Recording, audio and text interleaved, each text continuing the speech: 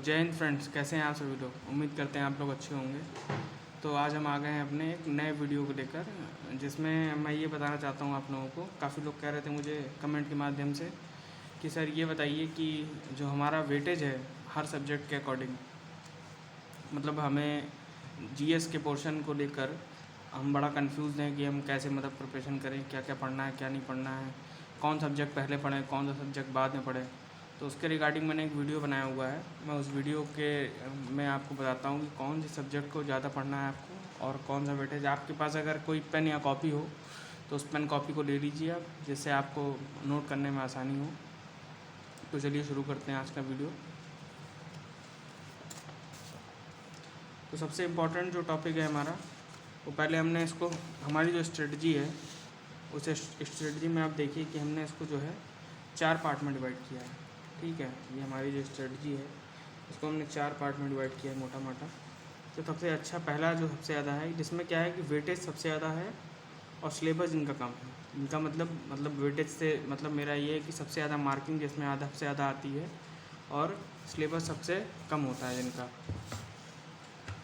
तो हम सबसे पहले देखिए, हमारा सबसे इम्पॉर्टेंट जो मुझे लगता है टॉपिक जो है वो है यूपीजी के, जो कम से कम लगभग 18 से 20 नंबर, 20 नहीं तो 15 से 20 के बीच में क्वेश्चन हमारे हर हाल में आते ही आते हैं यूपीजी के में। आर ओ में स्पेशली आर ओ की परीक्षा में तो 101% आते हैं। इतना यूपीसीएस वगैरह में वेटेज नहीं मिलता है, बट आर ओ समीक्षा अधिकारी और साक्षी समीक्षा अधिकारी में तो 100%। रीजनिंग के मान के चलिए 10 से 15 क्वेश्चन अप्रॉक्सीमेटली, 10 से 15 क्वेश्चन आपको रीजनिंग के लिए मतलब प्रिपेयर करना ही करना है।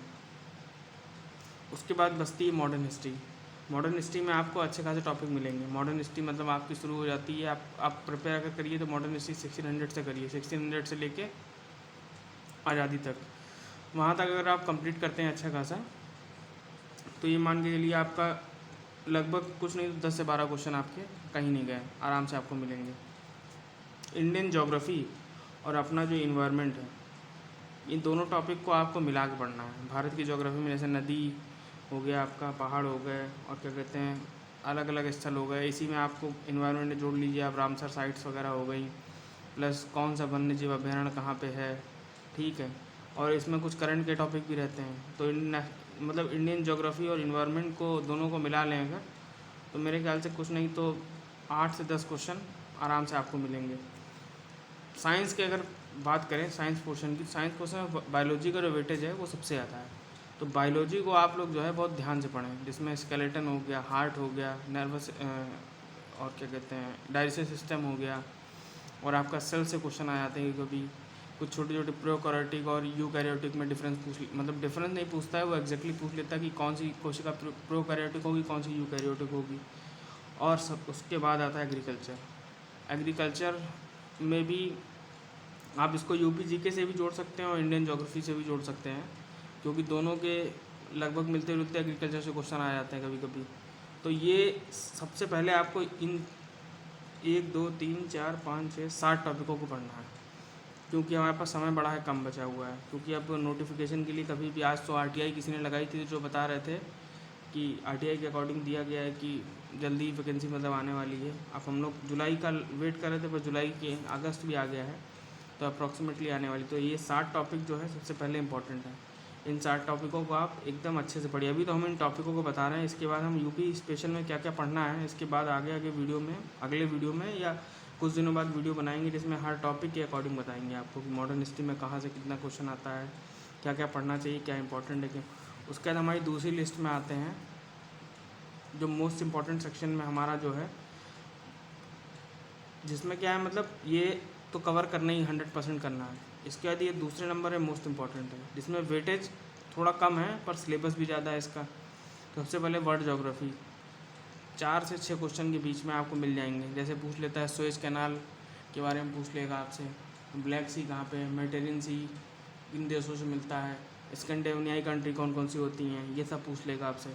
और इंडियन पॉलिटी ईजी सब्जेक्ट है, सब्जेक्ट थोड़ा पढ़ने में ज़्यादा है, बट अच्छा खासा स्कोर कर पाता है ये नंबर। उसके बाद आते हैं एंशिएंट और मिडिवल। एंशिएंट हिस्ट्री में आप जानते हैं कि हिस्ट्री तो कितनी ही पढ़ लें आप कम ही है, तो एंशिएंट हिस्ट्री में आप शुरुआत में सिंधु घाटी सभ्यता वगैरह से क्वेश्चन आ जाते हैं। उसके बाद कुछ बीच में जो संगम वंश है, मौर्य वंश हैं, गुप्त वंश हैं, और इन सब डायनेस्टी से कुछ एक एक क्वेश्चन आते हैं।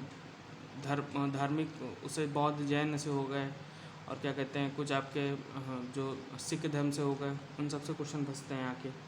मिडल हिस्ट्री तो आपको लगभग मान के चलिए पूरी की पूरी पढ़नी है। बहरहाल है तो बहुत आसान, कुछ है नहीं भाई, मोहम्मद बिन कासिम से लेके आप मान के चलिए औरंगजेब और ये सब पूरा आपको लास्ट तक पूरा पढ़ना है, मुग़ल उगल काल सब ख़त्म करना है। करंट अफेयर सबसे वास्ट, सबसे टाइम टेकिंग। अब करंट अफेयर के लिए क्या करें, मैंने आपको बताया था पिछले वीडियोस में, करंट अफेयर के लिए आप एक दृष्टि की मैगज़ीन आती है, क्रॉनिकल आती है, अब इन दोनों को प्रेफर कर सकते हैं।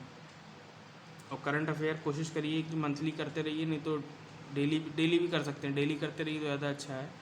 पर मेरे हिसाब से मंथली इज़ इनफ, क्योंकि ये यूपीएससी का एग्ज़ाम तो दे नहीं रहे हैं आप, जो आपको डेली करंट अफेयर चाहिए। उसका डेली करंट अफेयर पढ़ना तो आसान है, पर उनको याद करना बड़ा कठिन है।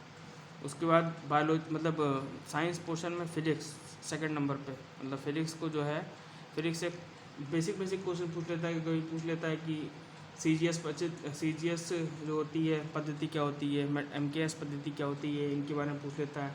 कभी कभी तो बहुत छोटे से क्वेश्चन आते हैं कि बताइए, मतलब मैचिंग में दे देता है कि किसकी कौन सी यूनिट है। तो इनको भी आपको ये दूसरा जो मतलब वेटेज इनका थोड़ा कम ज़रूर है, पर सिलेबस बहुत ज़्यादा है इनका, तो इनको जो है आपको थॉरोली पढ़ना है। तीसरे नंबर पे क्या है, जिनका वेटेज ही बहुत कम है और सिलेबस ही बहुत कम है। जैसे ये मतलब 1-2 नंबर आपको 100% देखने को मिलेंगे और 100% नंबर दे के जाएंगे। सेंसस में उसके 4 से 5 पन्ने आपको पढ़ने होंगे, इसमें 1 से 2 क्वेश्चन आपको फंस ही जाएगा। अर्गनाइजेशन भी ऐसे ही है। केमिस्ट्री में तो आपको ज़्यादा पढ़ना है, पर केमिस्ट्री में ये है कि कभी क्वेश्चन आता भी है और नहीं भी आता है। और उसके बाद हम चौथे टॉपिक पे आते हैं। ये तो आप चाहें तो आप आसानी से, ये आपका मेंस में भी काम करेगा कंप्यूटर का। कंप्यूटर इकोनॉमी तो आप इकोनॉमी को आप अलग से ना पढ़ के आप करंट अफेयर में पढ़िए। जो करंट अफेयर के साथ इकोनॉमी की जो पोर्शन है, जो डेटा वगैरह आता है या आपके आंकड़े दिए रहते हैं बैंकिंग सिस्टम वगैरह के, या मतलब भारत में GDP के लिए क्या क्या किया जा रहा है, कितनी थी पिछली बार, इस बार कितनी थी, और क्या कहते हैं हमारा लक्ष्य कितना है GDP को पूरा करने का।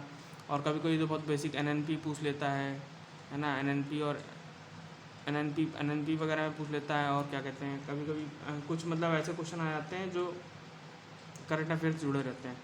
कंप्यूटर को तो आप अच्छे से प्रिपेयर करिए, क्योंकि कंप्यूटर में आते भले 1 से 2 क्वेश्चन है, पर आपको मेंस में जो है कंप्यूटर के क्या कहते हैं कुछ नहीं तो मेरे ख्याल से 5 क्वेश्चन शायद आते हैं मेंस में।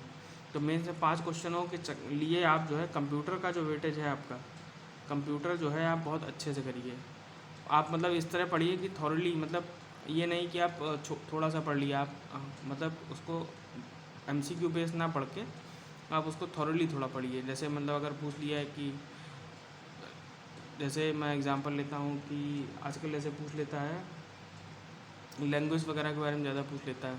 आजकल तो अच्छे क्वेश्चन बनने लगे हैं, तो लैंग्वेज में पूछ लेगा कि क्या कहते हैं एग्जांपल के तौर पे कि C लैंग्वेज जो है वो किसकी है, लाइनक्स में कौन कौन से मतलब लैंग्वेजेस वगैरह यूज़ की जाती हैं, और ये प्रोग्राम किस पे लिखा रहता है, वेबसाइट किससे बनती है। तो इस तरह क्वेश्चन आते हैं। कभी कभी बहुत बेसिक क्वेश्चन दे देता है कि CPU बताइए, CPU इसमें से कौन सा पोर्शन CPU में नहीं होता है। हार्डवेयर और सॉफ्टवेयर पूछ लेता है, इनपुट डिवाइस आउटपुट डिवाइस से क्वेश्चन आते हैं। पर मेंस में तो लिखने के लिए आता है, तो इसलिए थॉरली पढ़ेंगे अगर अभी से आप, तो आप बहुत इफ़ेक्टिव करेगा। तो आज के लिए बस इतनी स्ट्रेटजी थी। आप लोग एक बार चाहें तो इसका स्क्रीनशॉट ले सकते हैं अगर आपको लेना हो, और इसी अकॉर्डिंग अगर आप पढ़ेंगे तो 101% मैं बता रहा हूँ कि आप 80 से 85, मतलब बहुत मैक्सिमम मैं ये नहीं कहूँगा कि 100 से 10 नंबर ले आएंगे, पर 80 to 90 के बीच में आपका स्कोर 100% आ जाएगा अगर आप ये 2 टॉपिक अच्छे से कवर कर लेते हैं। और उसके बाद ये वाला, ये 3 टॉपिक तो आपको मस्ट है, मतलब करना ही करना। कंप्यूटर तो बहुत लोगों को थोड़ा बहुत आता भी है, बट ये एक टॉपिक 1, टॉपिक 2, टॉपिक 3 ये मोस्ट इंपॉर्टेंट है, क्योंकि सेंसस और ऑर्गेनाइजेशन से 1-2 क्वेश्चन आते ही आता है, और ये तो मतलब छोड़ ही नहीं सकते आप किसी भी कीमत पे। ये तो आपको एकदम 100% आपको करना ही करना है। तो बस आज के लिए इतना ही। चलिए मिलते हैं अगले वीडियो में। कल से आपको मैं अपना जो स्टडी रूटीन का व्लॉग है वो कल से मैं आप लोगों को अवेलेबल करा दूँगा, तो आप लोग ऐसे ही बने रहिए। और चैनल को सब्सक्राइब जरूर करिएगा और लाइक ज़रूर करिएगा अगर वीडियो पसंद आता है। और अगर मेरे द्वारा जानकारी अगर आपको लगती है ऑथेंटिक है तो आप अपने दोस्तों से भी शेयर कर सकते हैं। Thank you so much.